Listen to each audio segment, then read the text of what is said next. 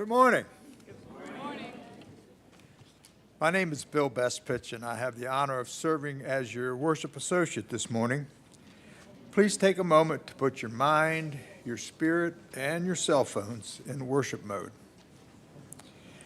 We welcome everyone here and online to the Unitarian Universalist Church of Roanoke, with a special welcome to those who are joining us for the first time. We hope that you will stay after the service for coffee in the fellowship hall, right back here. So let's just take a moment or two to stand up and wave and connect with everyone watching at home. For those of you who are online, if you wish to share your joys and concerns during the lifeline portions of the service, please put them in the chat in the next 15 minutes. We acknowledge that our church resides on the traditional lands of the Tutelo and Monacan nations and was later farmed and developed through slave labor. We recognize and respect the ongoing connection to this land by generations of Black, Indigenous, and other people of color. May our gratitude and fellowship here echo and honor that rich history. And please join me in reciting our words of welcome. Whoever you are, whomever you love, however you express your identity, whatever your situation in life, whatever your experience of the holy, as you come seeking love, your presence here is a gift. Whether you are filled with sadness, overflowing with joy, needing to be alone with yourself, or eager to engage with others, all who welcome all are welcome here. And our covenant? We commit to supporting each other with respect and direct communication as we work in community to explore spiritual growth and to be a force for good in the world.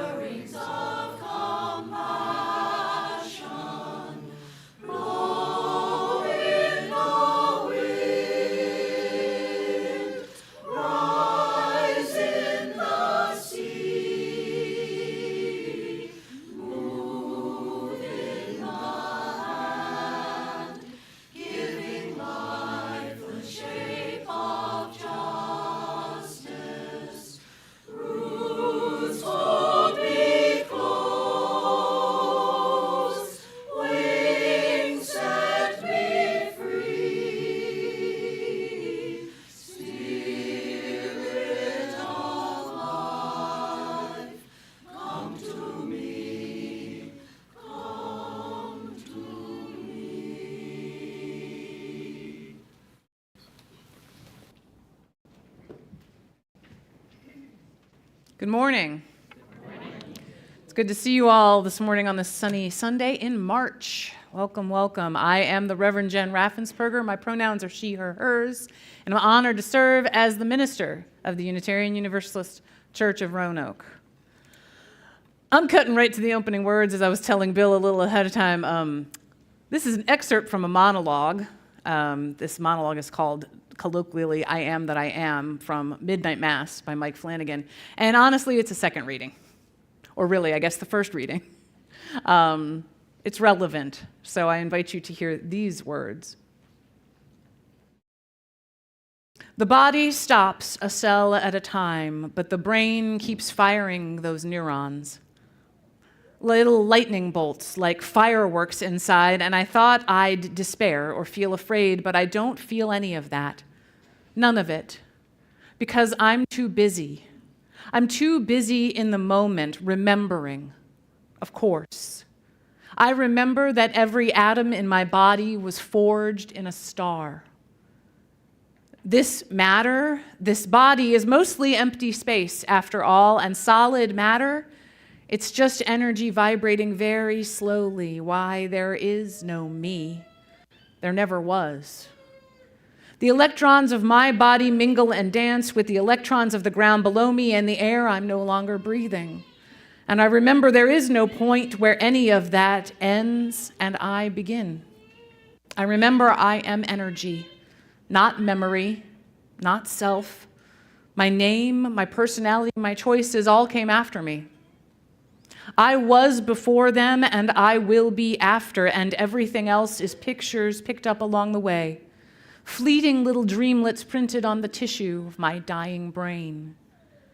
And I am the lightning that jumps between. I am the energy firing the neurons, and I'm returning. Just by remembering, I'm returning home. And it's like a drop of water falling back into the ocean of which it's always been a part. All things, a part. You, me, and my little girl, and my mother and my father, and everyone who's ever been, every plant, every animal, every atom, every star, every galaxy, all of it. More galaxies in the universe than grains of sand on the beach. And that's what we're talking about when we say God.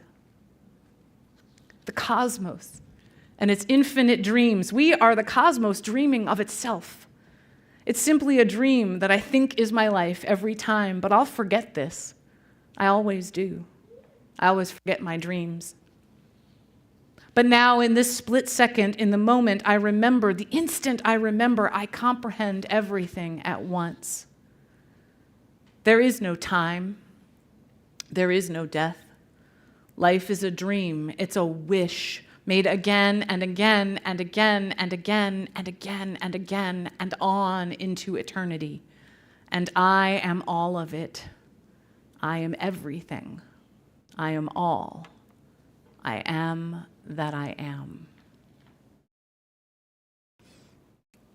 At this time, I will ask Bill to light our chalice. And we have a little thank you for covering the fact that I once again forgot to light the tiny candle to light the bigger candle. Thank you, James, for covering that. We're all learning and growing as we go. And we join with Unitarian Universalist congregations, churches, fellowships, and communities all around the nation and the world as we light the flame of our living tradition of faith.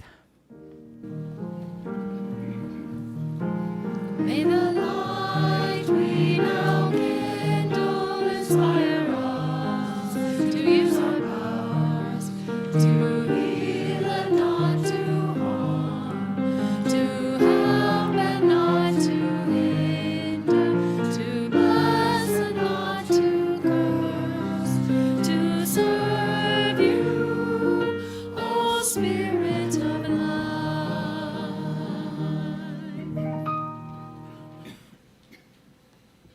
Hello, my name is Jessie McEwen. I use they, them pronouns, and I'm the Director of Lifespan Faith Development here at UUCR. I'd like to invite up anyone who's young at heart, wants to just be close to me. Come on up. I have a true once upon a time for you today. This is truly a true story. And I know by me saying true over and over again, it sounds like I'm lying. But this is, I promise, a true story. It's about a guy named Robert Plot. Has anyone heard of Robert Plot? No? Okay, well, once upon a time ago, Robert Plot was a scientist and a philosopher. And he discovered a really cool thing. It was shaped kind of like this. Like he could pick it up. Kind of like a big rock, but he noticed something about it. It looked like a bone. How many of you have seen bones before? Yeah, so different types of mammal bones are different than bird bones, are different than, human. Well, humans are mammals, so our bones may be similar to some other mammal bones. I know somebody who has a pig bone in their body, which is kind of cool. Robert Plot didn't do that. This was 1677 when he was around. He didn't do any of those kind of things. But he noticed that this bone was dense, So it was like thick. So it wasn't a bird bone, because bird bones are kind of hollow, yeah, and they're so that they can fly, right? So this is a big, dense bone, but he decided this is definitely a bone. Now, this is not from Robert Plott, but I know for a fact that if you find something you think, you know what? Maybe I'll tell you this later. Do you want to? I'm not telling you to do this, but if you find something that you think is a bone and you are an archaeologist who has lots of degrees and you lick it, sometimes your tongue sticks to it. So I'd like to think that Robert Plott was out there with this thing that could be a rock, could be a bone, and he went and realized it's a bone. So he decided that, and he had no facts for this, but he decided that this bone had to belong to maybe an elephant from when the Romans lived in England. Because this was, he was an English guy. He was like, okay, so when the Romans were here, that's where this bone came from. It was an elephant. And then, because he was a scientist, he was invited to check out an elephant skeleton. And you know what he found out? Yeah, no, that bone matched nothing. That little, big piece that was like the end of a bone matched nothing on that elephant. So you know what he decided? He decided that, everybody touch your thigh. You feel that big femur inside your thigh, that big long bone? He decided that had to be the part of the femur that goes into the knee of a giant human. And it stayed that way for years and years and years. And we have books and stories and all these things about the giants that came before humans. We would probably look like giants to some of those early humans because they were short people. But here's the thing. That bone was discovered much, much later, long after our good friend Rob was dead. That was a dinosaur bone, y'all. Yeah. So sometimes fossils aren't what they seem, right? Did he do research? Yeah, he did lots of research. It could only be this giant animal or something that doesn't exist anymore. He didn't have the technology. And let's keep in mind, technology is not just computers. Technology could be a pencil. Technology is just something that helps you do your job. So a paintbrush can be considered technology. He didn't have the technology to figure out what it actually was. So he used his brain and his deductive reasoning to let us know that it was a giant human bone. Now, if you look up, and I don't have any pictures, maybe we can find some upstairs. I don't have any pictures, but all of you out there, this is everybody's homework. Look up early dinosaur reconstructions, because they went by what bones they had and not what bones could be there. So they found an old woolly mammoth and stuck the horn in the middle of his forehead because they only had one tusk. So it had to be this wild unicorn-looking thing with no back legs. It's wild, but they did what they could with what they had. But can we always change the story? Right, we can do more and more research. We can develop more and more technology and figure out more and change the story. Is it kind of cool to think that there might have been giant humans at one point? Yeah, I think that's pretty cool. One last piece is that bone got lost for a very long time. It got mislabeled as a fossilized piece of flesh from a giant human instead of bone from a giant human, and ended up in some random museum. And they found it in the early 2000s and put it on display in the museum. And you know what? That's a museum that's in a place where Robert Plott used to do his research, but it had traveled the world and made its way back there. That's pretty cool, isn't it? We're going to go upstairs, and we're going to see what kind of stories we can develop, and if we're right, too. You ready? Let's go. Go now and peace, go now and peace. May the love of God surround you everywhere, everywhere you may go.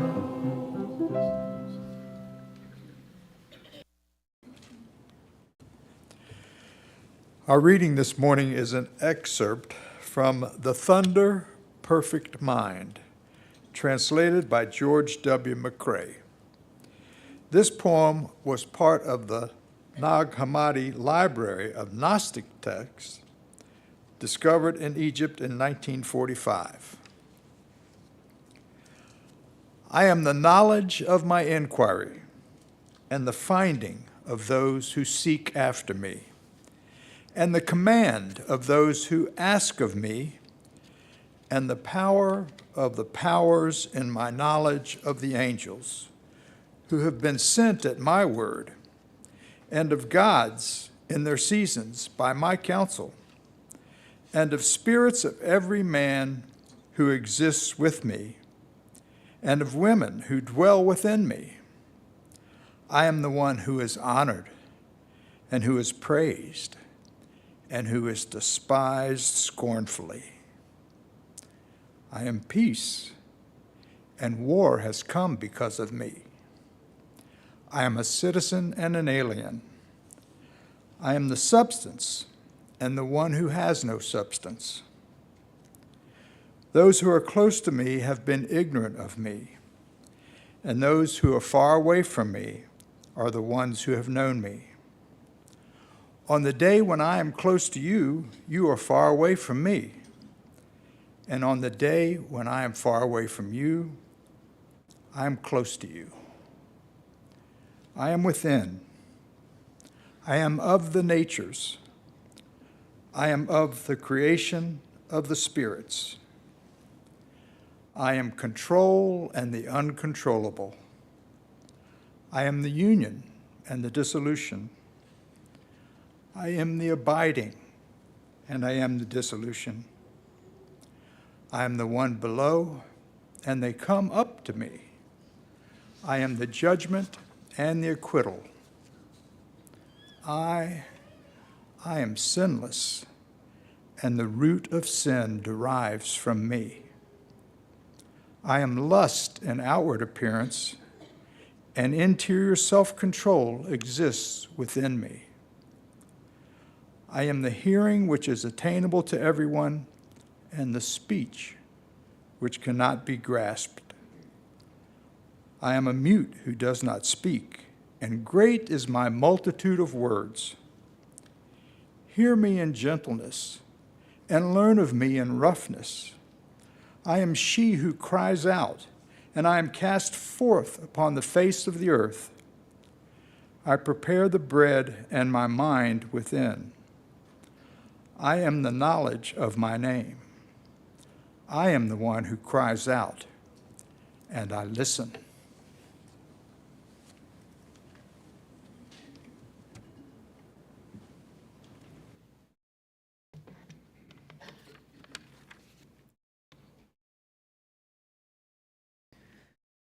The cemetery is on a hill, the highest elevation in the surrounding lands, a lookout through the overgrown woods and the tall, sturdy trees that block some, but not all, of the winds at that hilltop. It is a peaceful place, green lawn and stone markers, all arrayed around a small white wooden chapel, the sort of thing you'd see worked into a cross stitch or painted in watercolor depicting a bucolic church scene. Although there are still some people being buried there to this day, part of this graveyard is old indeed, old at any rate for the United States.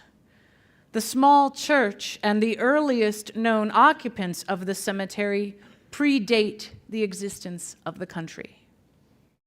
If you were to explore this peaceful green space, you would notice that the closer that you got to the woods behind the small chapel, the older the graves got.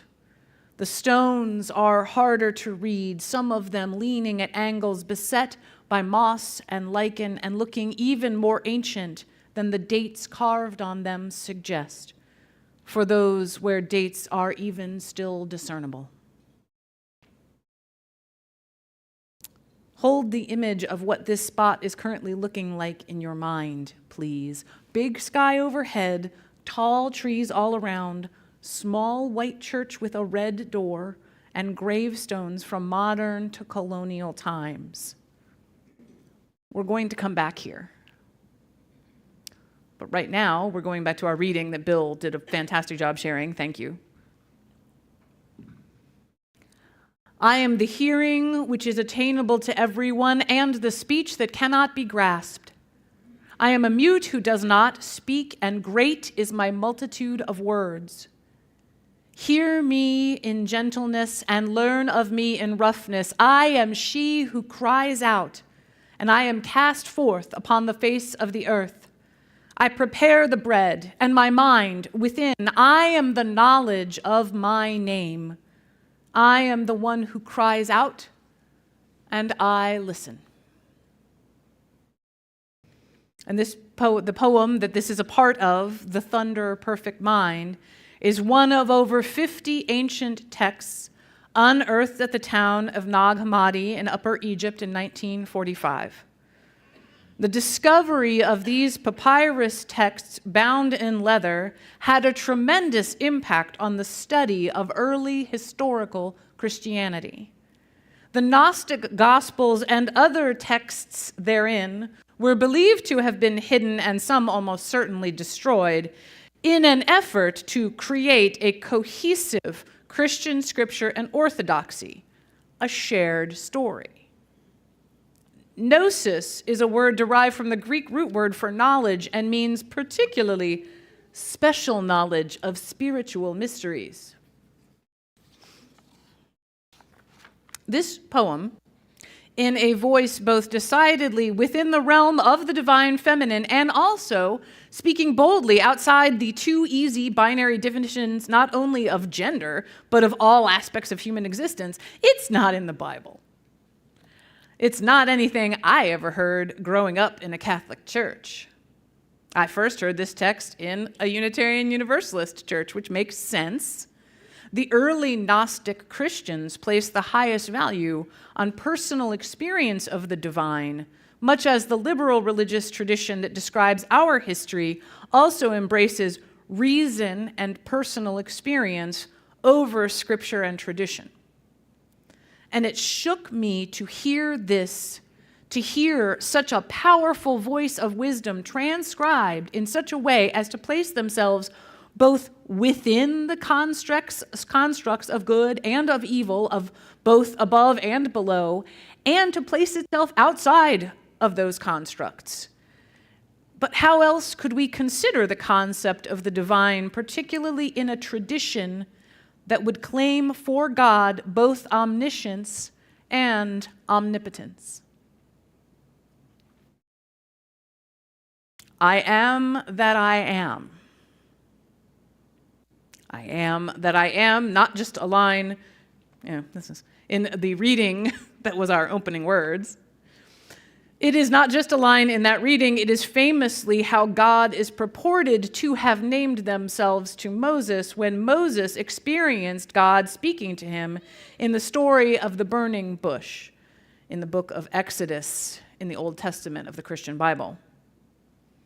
Given this association, it's an audacious line to put in the mouth of any fictional character, much less that of a woman in a horror series on a popular streaming media platform. But before we get to that famous line, though, I'd like us to revisit this part of that text, our first reading. And it's like a drop of water falling back into the ocean of which it's always been a part. All things apart. You, me, and my little girl, and my mother, and my father, everyone who's ever been, every plant, every animal, every atom, every star, every galaxy, all of it. More galaxies in the universe than grains of sand on the beach. And that's what we're talking about when we say God. Now, the stories that I was told about God when I was small did not sound like this. There's a theme here. In the Catholic Church, we did speak of the church as the body of Christ, but this metaphor never felt large enough to me. Yes, it made sense to me that we were called to care for everyone within the church, though the way that we should each care for all of the parts of our bodies. But what about everything outside the human body? What about the fiery energy of the stars and the life clinging hard at every deep sea volcanic vent? What about the dinosaurs that Jesse talked about? And everyone who lived before us, not to mention everyone who will come after. It is the sense of scale that I wanted to hear as I discovered the world's wonders. That's what I heard in that monologue. And it's what made me hear this monologue and think of this other piece of writing, this ancient Gnostic text, where the person putting ink to papyrus was imagining the vastness of God throughout space and time, or God plural. We don't know. This even comes from a monotheistic tradition. So in the monologue, the vastness of God becomes both larger and more personal. We'll pick up with the last few lines. The cosmos and its infinite dreams. We are the cosmos dreaming of itself. It's simply a dream that I think is my life every time. But I'll forget this. I always do. I always forget my dreams. But now, in this split second, in the moment I remember, the instant I remember, I comprehend everything at once. There is no time. There is no death. Life is a dream. It's a wish made again and again and again and again and again and again and on into eternity. And I am all of it. I am everything. I am all. I am that I am.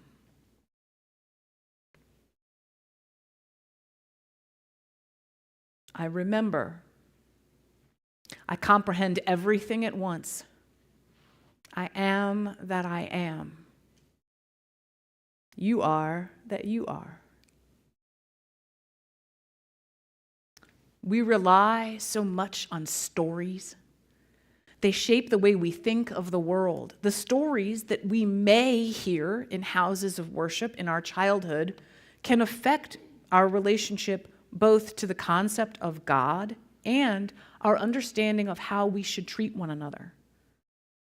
If we are all connected in this profound way, each holding within ourselves the moral complexity of beingness, I am the one who is honored and who is praised and who is despised scornfully. I am peace, and war has come because of me. If that is who we say we are, if the narrative of all we are is so large, then we must know and understand that this miracle is repeated in each of us. We must live with one another in a way that recognizes this profound connection and honors it. This is our interdependent web of all existence. We are all of it, and we are but a part of it. We long for stories big enough to describe these seeming contradictions, and we long for the strength to hold all this complexity. I started learning my first stories about God and the world in a big brick church at the bottom of a tall hill. On the top of that tall hill, there sits a little white chapel with a red door. It is surrounded by peaceful green grass, and stone grave markers march steadily away toward the line of trees. Yes, it is time for us to go back to the beautiful place that I described at the beginning. This is Sacred Heart Chapel in Bowie, Maryland. That's the place where my faith story started. But not only mine, that church predates the United States. So many people have learned about faith there, have heard names for God and words about God and stories about Jesus and stories that humans told each other about how to behave with one another. One of the people who also learned their faith language there at that church happens to be Mike Flanagan, a writer and a director whose credits include the Netflix series Midnight Mass, and who wrote the monologue that was our opening words. This monologue already meant a lot to me before I learned that Mike and I shared this in common. I call him Mike. We're on a first-name basis. But I learned that we shared this in common. I also learned that he served as an altar boy at many masses where my father served as deacon, that the design of the chapel in the television series was influenced in part by that little white chapel on the hill. And when I learned that information, the story for me grew another layer. I took one faith path out of that place, and he took another. And there are countless others who came and learned their faith journey, began it there, and their journeys are unique. But we are all connected. We all have ground of our history and part of what shaped us laying in the earth at that hill and its surrounding land. Up on that hill, outside of that chapel, my father is buried. When I went to visit his grave in the fall of 2022, I noticed that the woods behind the chapel, heading past the last of the graves, the oldest of the graves, and further down the hill, are full of orange surveyor's flags. And I wondered, what's that about? At the moment, but in short order, I turned my attention to spending time at the place where I said goodbye to my father's earthly existence. Soon, I learned what those flags were, along with many people. It's possible you heard this story. It did receive a little bit of national coverage at the time. And that little white chapel is a historic building, first built in 1744. It is the site where John Carroll was installed, the first Catholic bishop to be declared such on North American soil.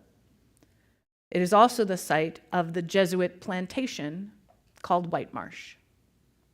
This plantation existed because of the labor of enslaved people, and the small orange markers in the woods represented hundreds of graves of those who worked this land in bondage to others who did not see their humanity. There are stories on every part of this land. I mean this land broadly, not just that hill, this land that we now call home. We name some of them in our acknowledgments. This land that was home to so many before us and will be home to so many after us. There are the stories that we know and tell again and again, and there are the ones that are buried. When we receive new information, when we dig down into the ground of our being and ask, at every age, who are we? And how are we to be? We must give our attention to that which is brought to the surface. When I visited my father's grave last Thanksgiving, the scene at the top of the hill was very changed. Much of the lush undergrowth is gone, though most of the large trees remain, and more surveyor's marks, fencing, and many, many orange flags are there. The top of that hill now looks very different from when I was growing up. And that is right. When we need to unearth important truths, to hear the full and true stories, that means we accept, even welcome, change. In a recent update on the ongoing project at Sacred Heart, where parishioners are working with anthropologists, archaeologists, historians, and the descendants of those enslaved at White Marsh, it is noted, quote, "This is an important act of justice and work of mercy, to care for each of our brothers and sisters buried on our parish grounds, especially those who were not treated with respect and dignity during their earthly life." Justice and mercy, equity and inclusion. Those are words that have fallen out of favor just lately, but there's a cost to forgetting them. There are stories untold. There are stories erased. There are lives who were destroyed by the systems that perpetuated this erasure. I'm grateful that the place where I first learned about some of the many possible names for God is doing this work. And I implore all of us to examine the stories of our own lives, the stories of our own times. There are still stories untold. There are stories and lives erased. Lives are still being destroyed by systems that have perpetuated this erasure. And there are those who would act to restore those systems to their full and evil power again. If we are to learn, ever learn, to tell better stories of how we are to be with one another, if we want to act with justice and mercy right now, in a direct counterpoint to those erasures, we must examine the truth in our hearts. Black lives matter. Trans lives matter. We must not allow the injustice of erasure to continue. I am the one who cries out, and I listen. May we listen. May we learn. And may we answer.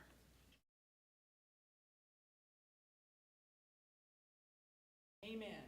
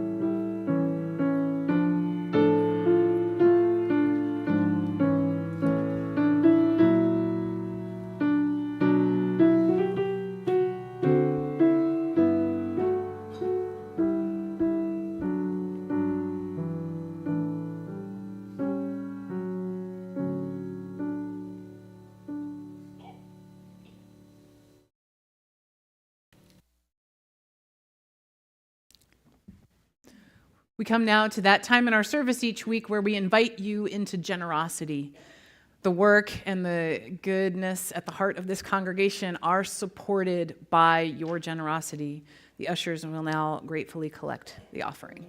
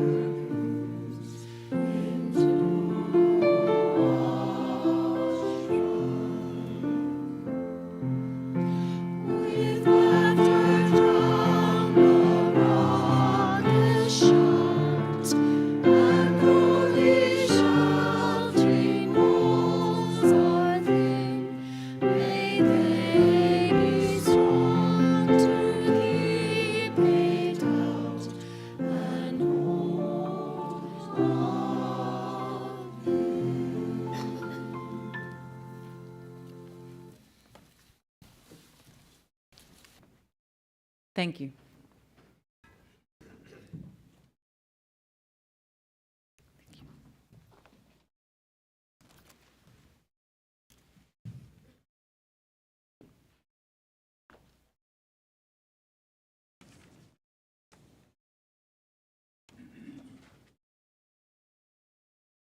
Good morning, everybody. I am Linda Wood, representing the Caring Committee this morning. And one of the things we promise to do for you is to bring your joys and concerns to the attention of the congregation as a whole on Sunday mornings. So if you have anything that you would like to share with everybody, you can always call the church office or let a member of the Caring Committee know, or write it in the Lifelines book on the altar before church or in the hallway during the week. There's nothing written in the book this morning, but I guess it isn't a joy for everybody that each day that goes by we smell and see and feel spring a little bit more. That's a great joy. Yes. This is your opportunity now to come forward and light a candle for something that might be in your heart. Please use both sides of the altar.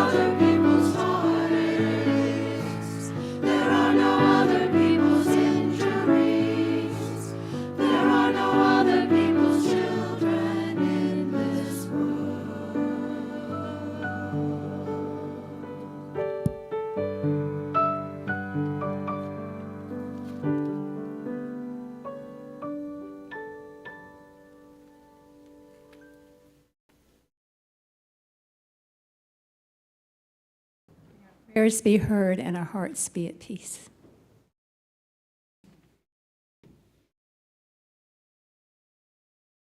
Thank you, Linda. Sometimes I wonder if there's nothing in the book because it's like all too much. I go, what do I write in the book? Yeah, I heard. I have to tell a story for this first candle that I am lighting for the people of Ukraine.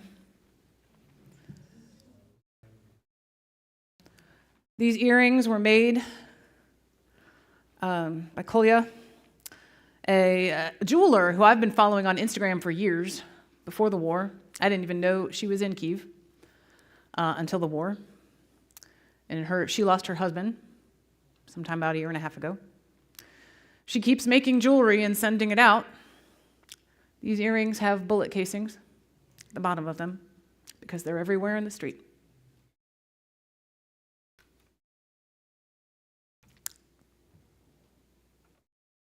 We're praying for the people of Ukraine and for just people with justice in their hearts around the world. And I'll light, as I always do, one candle. I'll light an extra one for Kolya's husband, Yuri, who was lost in Ukraine. And this candle is for everyone watching online, not able to be with us in person.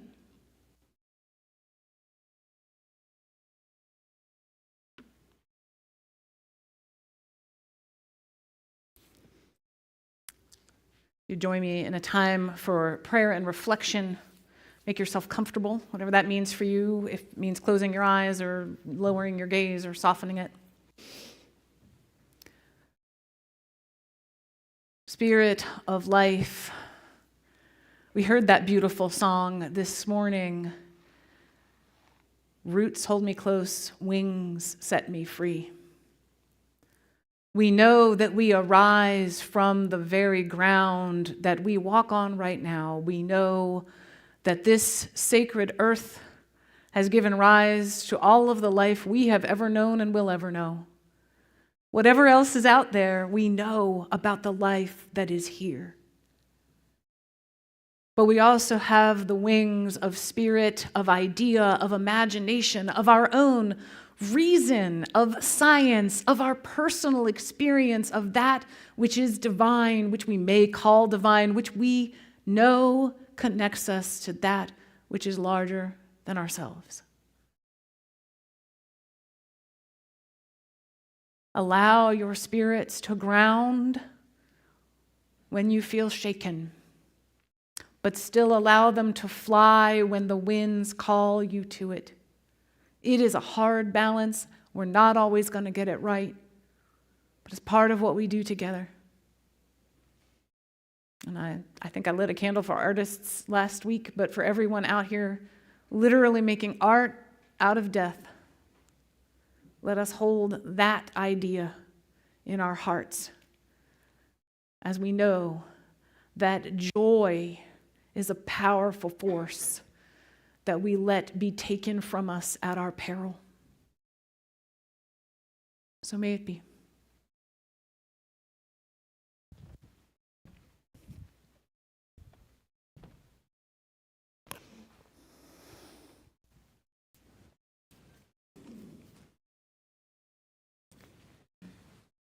And now, as we draw close to the end of our time together in worship this week, we turn our attention from within our community and their joys and concerns, and we prepare to engage with the world in the week ahead. We'll begin with a few announcements. This Thursday, March 6, Rev Gen will begin a 7-week exploration of the Christian and Lenten themes in Midnight Mass, a limited 7-part Netflix series. We will watch an episode together each week and then discuss the themes within each one, giving particular attention to the explicitly Christian ideas and tropes.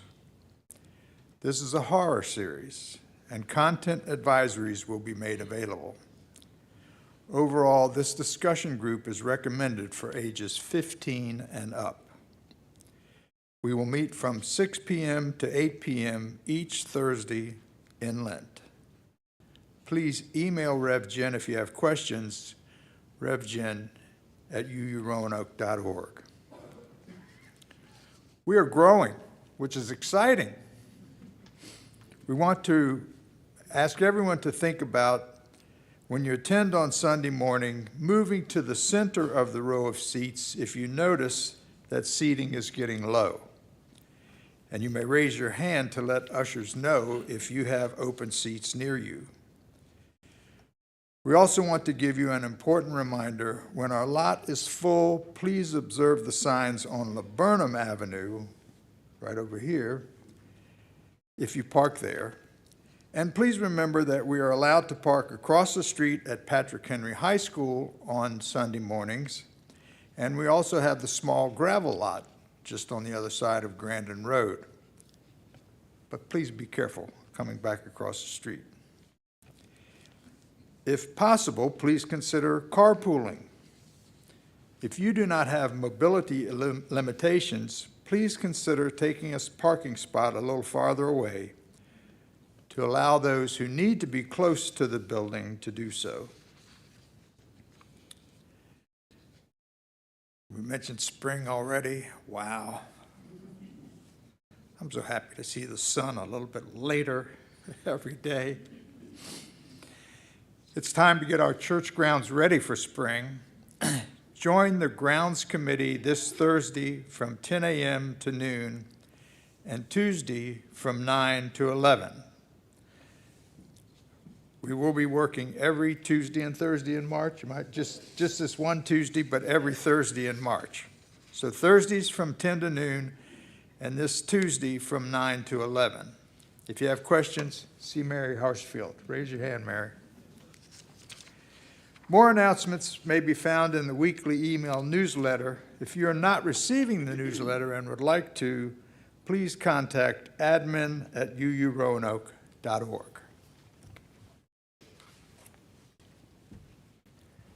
Thank you, Bill. And go ahead, and I'm going to ask you to extinguish the chalice. As we did at the beginning, we do and join with Unitarian Universalist churches and congregations and fellowships around the nation and the world, knowing that the light in the flame in our sanctuary may not burn the entire week, but that we kindle it within our hearts each time we gather. And as I checked in with Carrie beforehand, our last song is listed as closing music, but it is a closing hymn, and I would love to invite you to rise to sing Abide With Me, which is number 101, and we also have the slides. This is also a significant song in Midnight Mass, I'm just saying. Little plug. What? We only have the slides. We didn't put out the hymnals. Look how on it I am. We have slides.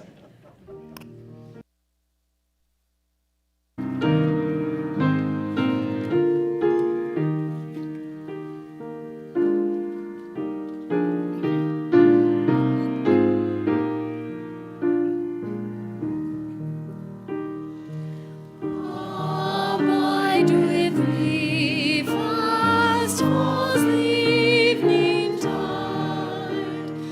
The darkness deepens, still with me abide. When other helpers then offer sleep, help of the helpless, abide with me. Swift to its goals,